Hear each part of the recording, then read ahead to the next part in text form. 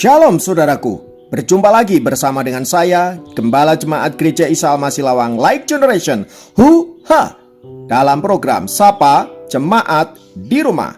Tetap semangat, tetap berpengharapan, dan harus selalu yakin menjadi pemenang-pemenang di dalam Tuhan kita, Yesus Kristus.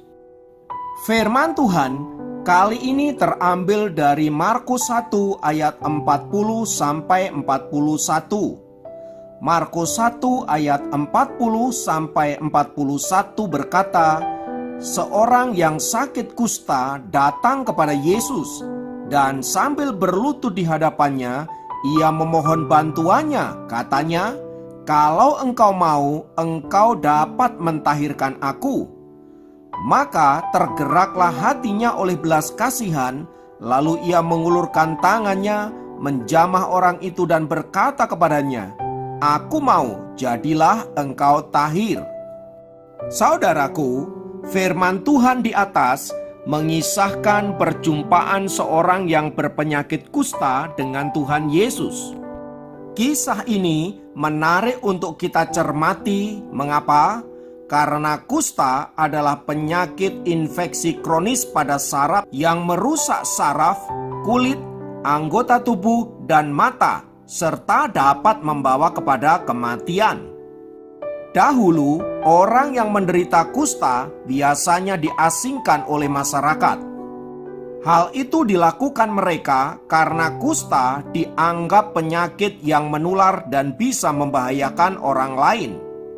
Tetapi dalam masyarakat orang Yahudi, kusta bukan hanya sekedar sebuah penyakit, melainkan keadaan yang bisa membuat seseorang najis secara tubuh.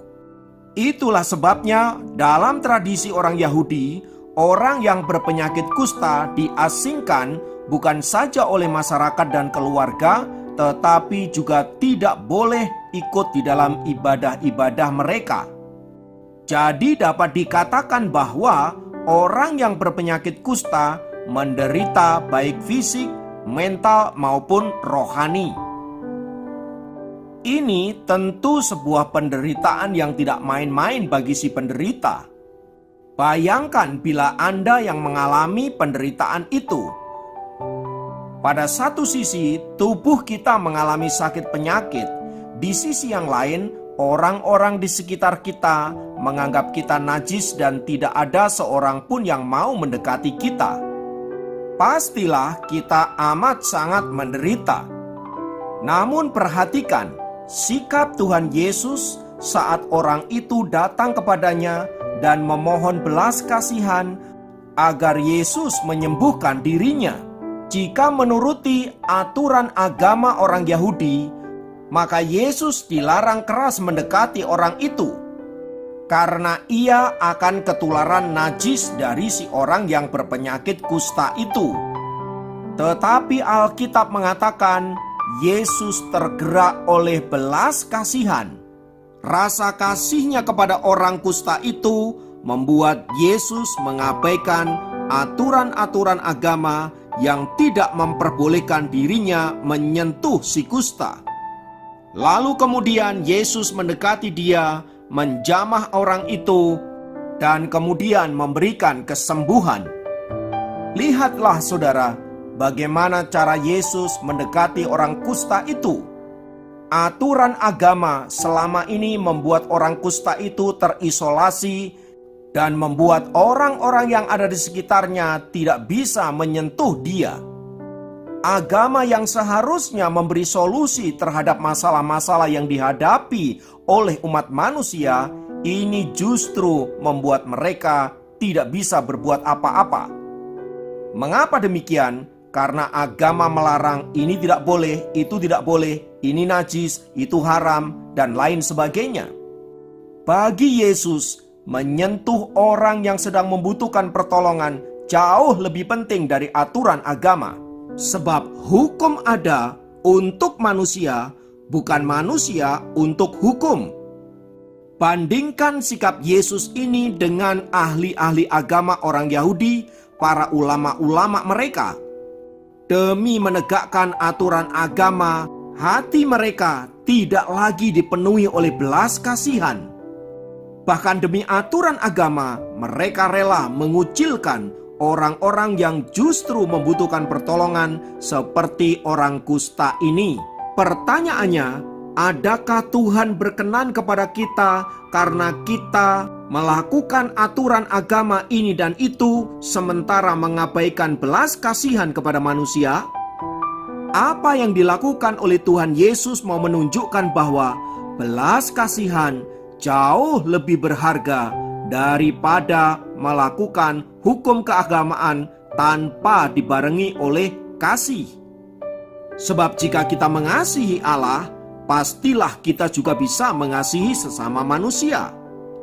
Adalah omong kosong bila kita mengasihi Allah, tetapi kita membenci sesama kita hanya karena perbedaan warna kulit, hanya karena perbedaan status ekonomi, perbedaan agama, dan lain sebagainya. Yesus menyuruh kita untuk mengasihi semua orang, terlepas apapun latar belakang mereka. Karena itu, saudaraku, mari kita belajar mengasihi Allah dengan cara mengasihi sesama kita, terlebih kepada mereka yang sedang membutuhkan pertolongan kita. Mari kita melakukannya dengan giat, bukan supaya kita masuk ke dalam kerajaan surga, melainkan karena kita mengasihi Allah. Ingatlah bahwa orang-orang percaya diselamatkan bukan karena mereka mempraktekkan ritual keagamaan, melainkan karena Allah mengasihi kita dan menganugerahi kita dengan keselamatan. Oleh karena kita telah diselamatkan, maka kita wajib mengucap syukur kepada Allah dengan cara mengasihi Dia dan dalam bentuk mengasihi sesama manusia. Jika firman Tuhan ini kita praktekkan, saya percaya kita semua akan dipenuhi dengan damai sejahtera dan sukacita. Mari kita belajar mempraktekkan firman Tuhan ini di lingkup terkecil kita. Bisa kita mulai di tengah-tengah keluarga, di tempat kita bekerja, di tengah gereja Tuhan, di tengah-tengah sosial masyarakat, dan lain sebagainya. Intinya, dimanapun kita berada, Allah rindu kita menunjukkan kasih kepada sesama kita.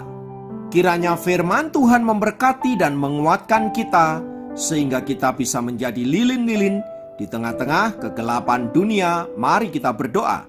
Tuhan, terima kasih untuk firman-Mu yang senantiasa menguatkan kami dan meneguhkan kami untuk kami boleh menyatakan kasih-Mu kepada orang-orang yang ada di sekitar kami. Bantulah kami ya Roh Kudus, agar hati kami senantiasa dipenuhi oleh belas kasihan.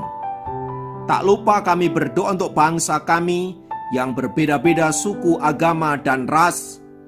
Namun biarlah kami hidup dalam satu kesatuan, sehingga damai sejahtera dapat kami alami sebagai anak-anak bangsa. Terpujilah nama-Mu Tuhan kekal selamanya. Dalam nama Yesus kami berdoa. Haleluya. Amin. Demikian program Sapa Jemaat kali ini. Sampai jumpa dalam program Sapa Jemaat yang lain. Tuhan Yesus memberkati.